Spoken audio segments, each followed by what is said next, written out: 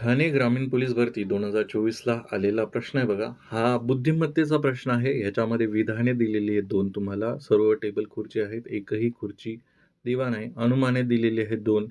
काही टेबल दिवा आहेत. एकही टेबल दिवा नाही. अशा प्रकारचे आहेत.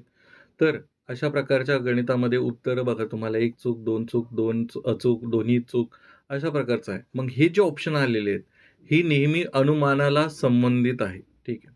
आता ह्याच्या हे अशा प्रकारचे बुद्धिमत्ता मी घेत नाही, पण काही विद्यार्थ्यांची रिक्वेस्ट आली, म्हणून तुम्हाला कन्सेप्ट समजावा अशा प्रकारचे जर बुद्धिमत्तेचे प्रश्न आले, तर तुम्हाला सोडवता यावे, ह्या उद्देशाने मी इथे घेत आहे. आता ह्याचा कन्सेप्ट समजून घेऊ आपण काय आहे कन्सेप्ट. कन्सेप्ट समजायच्या आधी काही गोष्टी ज्या आहेत त्या टिप म्हणून समजून घ्या. कन्सेप्ट समजायच्या आधी टिप घ्या. अशा प्रकारचं ज्यावेळेस तुमच्याकडे प्रश्न येईल, बुद्धिमत्तेचा प्रश्न येईल. जे काही विधाने आहेत, जेवढी काही विधाने आहेत, ती नेहमी खरी मानायची, खरी मानायची, खरी समजायची. बरं, आता सर्व टेबल खुर्च्या आहेत. असं होऊ शकतं का टेबल खुर्च्या असू शकतात का? तर मुळीच नाही. पण तुम्हाला दिलंय ना, तर खरी मानायची. ठीक आहे. एकही खुर्ची दिवा नाही, तोही खरा मानायचा. मग इथे काही असू द्या. काही पतंग, विमान आहेत, असं जरी दिलं तरी मानायचं. काही वाघ, सिंह आहेत, काही वाघ कोल्हे आहेत, काही वाघ उंदीर आहेत. अशा प्रकारचं किंवा कसलंही उदाहरण असेल, काही कागद, दगड आहेत. काही उदाहरण दिलं तर नेहमी खरं मानायचं किंवा सर्व सर्व वाघ हे उंदरं आहेत असं दिलं तरी ते खरं मानायचं. ठीक आहे. ही तर पहिली टिप की विधानं नेहमी खरं मानायचं. ही जी अनुमाने दिलेली आहेत, ही अनुमाने दिलेली आहेत. ह्या विधानावरतून जे अनुमाने आलेले आहेत, 1 आणि 2 किंवा किती असू द्या. एकतर ते पहिलं बरोबर असेल किंवा चूक असेल. दुसरं बरोबर असेल किंवा चूक असेल किंवा दोन्ही बरोबर असतील किंवा दोन्ही चूक असतील. अशा प्रकारचं स्टेटमेंट जे आहे, हे तुम्हाला हे जे अनुमाने आहेत, या अनुमानाचे ऑप्शन दिलेले आहेत तुम्हाला. ठीक आहे. हे जे उत्तरं तुम्हाला फाइंड आउट करायची आहेत, ह्या अनुमानावरती काढायचे. कारण काय तुम्ही जी विधानं वाचलेली आहेत, ती खरे मानायची आणि त्याच्यावरनं निष्कर्ष काय निघतो? अनुमान म्हणजे काय? निष्कर्ष. इंग्लिशमध्ये बोलायचं झालं, तर हे कन्क्लुजन होतं आणि हे स्टेटमेंट होतं. ठीक आहे. स्टेटमेंट. मग आता ह्याला सोडवायचं कसं? ठीक आहे. कन्सेप्ट समजून घेऊ पहिले. काही टिप आहेत. टिप झाल्या. आता काही शब्द असतात. शब्द समजून घ्यायला पाहिजे. पहिले तर टेबल, खुर्ची, दिवा जे काही दिलेलं आहे. सगळ्यात पहिले काय दिलेलं आहे? टेबल. मग काय करतो मी? पहिले एक वर्तुळ काढतो, सर्कल काढतो आणि त्याच्या आतमध्ये लिहितो टेबल. टेबल. ठीक आहे. टेबल लिहिला मी. काय दिलेलं आहे बघा? शब्द दिलेला आहे सर्व. सर्व टेबल. ठीक आहे. आता टेबल तर मी काढून घेतला. टेबल वर्तुळात काढला.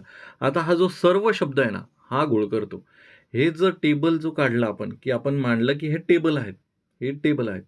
हे ज्यावेळेस लिहिलं की सर्व टेबल, मग हे सगळे टेबल एका वर्तुळाच्या आतमध्ये घ्यायचे. एका वर्तुळाच्या आतमध्ये घेतले. आता हे जे सर्व टेबल आहेत, ते काय दिलेलं आहे तुम्हाला? खुर्ची दिलेलं आहे. खुर्ची दिलेलं आहे. मग हे जे बाहेरचं वर्तुळ काढलंय, याला मानायचं तुम्ही खुर्ची. काय मानायचंय? खुर्ची. बघा परत एकदा सांगतोय. हे पहिले तर जे दिलेलं आहे, टेबल दिलेलं आहे, त्याच्यासाठी सेपरेट वर्तुळ काढलं. इथे काही असू द्या. पहिले ह्याच्यावरती लक्ष देऊ नका. इथे जे काही दिलंय, त्याच्यासाठी मी एक वर्तुळ काढलं. तिथे लिहिला मी टेबल. सर्व हा शब्द दिसला मला. मी काय केलं? त्याच्या अवतीभोवती वर्तुळ काढून घेतलं. आता पुढे काय दिलेलं आहे? हे वाक्य पहिलं विधान बरोबर ठरलंय.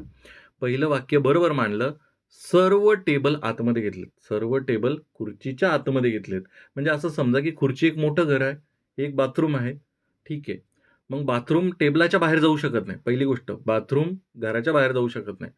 आणि जो घर आहे ते बाथरूम हे घराच्या आतमध्येच राहणार. ठीक आहे. त्याच्यानंतर काय म्हटलेलं आहे? एकही खुर्ची दिवा नाही. आता हे खुर्चीचं वर्तुळ आहे. हे कशाचं वर्तुळ आहे तुमच्यासाठी? खुर्चीचं वर्तुळ आहे. आणि हा खुर्चीचं वर्तुळ दिवा नाही. याचा अर्थ काय? दिव्यासाठी वेगळं वर्तुळ काढा. दिव्यासाठी वर्तुळ वेगळं काढलं. आणि ह्याच्यामध्ये पहिल्या वाक्यावरती लक्ष द्या. एकही हा शब्द वापरलेला आहे. एकही हा शब्द वापरला तर ह्याचा अर्थ की ज्याच्या सोबत वापरलाय. समजा खुर्ची सोबत वापरलाय. तर खुर्ची आणि दिवा याच्यापर्यंत एक लाईन मारा आणि म्हणा की नाही. हा खुर्ची दिव्याकडे जात नाही आणि दिवा खुर्चीकडे येत नाही. मग आता पहिले बघा. तुम्हाला स्टेटमेंट सांगतो. पहिलं स्टेटमेंटमध्ये टेबल काढून घेतलं आपण. त्याच्यामध्ये सर्व हा शब्द वापरला, वर्तुळ काढलं. ठीक आहे, पहिलं विधान कंप्लीट झालं. दुसरं विधान काढण्यासाठी तुम्हाला कशाची गरज पडली माहिती आहे का? पहिल्या वाक्याची, पहिल्या शब्दाची. एकही खुर्ची, दिवा नाही. म्हणजे जी खुर्ची आहे, ही जी खुर्ची आहे, तो दिवा नाही आहे. मग दिवा आणि खुर्ची यांचा संबंध येत नाही. म्हणजे ते जवळ-जवळ चिटकून राहू शकत नाही, काही भाग होऊ शकत नाही. म्हणून त्याला लांब काढायचं आणि होत नाही. खुर्ची दिवा होऊ शकत नाही, असं म्हटलेलं आहे. खुर्ची दिवा नाही, डायरेक्ट म्हटलेलं आहे, म्हणून नाही.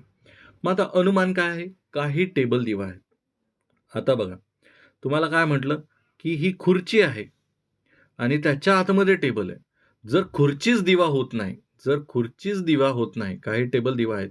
मग हा टेबल दिवा कसा होईल? कारण की टेबल तर खुर्चीच्या आतमध्ये आहे. आतमध्ये राहतो घरामध्ये. हा तिकडे जाणारच नाही. ठीक आहे. काहीचा अर्थ असतो, की काही भाग शेअर होतो. पण ह्याच्यामध्ये दिसतोय का तुम्हाला? कुठलाही भाग त्याच्यामध्ये जात नाही. आता काहीची बघा, त्यावेळेस आपण सिलॉक्स हा चॅप्टर शिकू. तुमच्यासाठी मी पोलीस भरती होण्याच्या आधी हा चॅप्टर मी आवर्जून घेणार आहे. कारण की मला कळालंय, की हा सिलेबसमध्ये आलाय आणि भरपूर विद्यार्थ्यांना, शिक्षक लोकांना सुद्धा पोलीस भरतीच्या येत नसेल. सिलॉक्स ठीक आहे. हा जो चॅप्टर आहे येत नसेल, तर मग त्यांच्यासाठी हा घेणार आहात. तर काही हा शब्द ज्यावेळेस वापरतो ना, त्यावेळेस त्याचा अर्थ असा होतो, की म्हणजे समजा काही टेबल आहे, काही दिवा आहेत. म्हणजे काही टेबल दिवा होतील, काही दिवा टेबल होतील. ह्याच्यामध्ये काही कॉमन भाग हा शेअर असेल. पण इथं दिसतंय का तुम्हाला, की काहीच होऊ शकत नाही. इथे काय होऊ शकत नाही? टेबल दिवा होऊ शकत नाही. काही टेबल दिवा आहेत. काही टेबल दिवा आहेत का? मग जे पहिलं विधान घेतलंय, काही टेबल दिवा आहेत. हे साफ खोटं होतंय. बघा, टेबल आणि दिव्याचा काही संबंध नाही. दुसरं काय? एकही टेबल दिवा नाही. एकही टेबल दिवा आहे का? तर तुम्हाला क्लिअर दिसतंय, खुर्ची टेबलापर्यंत जाऊच देणार नाही दिव्याला. त्याच्यामुळे तो टेबल सॉरी दिवा होऊ शकत नाही. म्हणजे हे वाक्य बरोबर आहे. बघा, एकही टेबल दिवा नाही. नाहीच आहे. किती लांब-लांब आहे. किती लांब-लांब आहे. होऊच देणार नाही ते.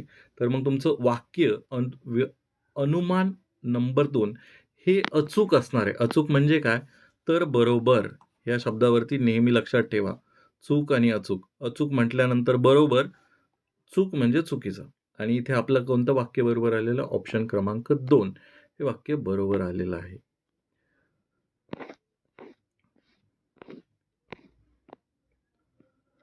हा आपला टेलिग्राम ग्रुप आहे. तुमचे काही प्रश्न असतील तर बिंदास ह्याच्यावरती पाठवा. ही आपली 59ची मंथली मेंबरशिप आहे, ज्याच्यामध्ये मी लवकरच हा टॉपिक घ्यायचा प्रयत्न करेल. ह्याच्यामध्ये ऑटो पेचा ऑप्शन आहे. कृपया करून कॅन्सल करावा. हे आपलं WhatsApp चॅनल सुद्धा आहे. धन्यवाद.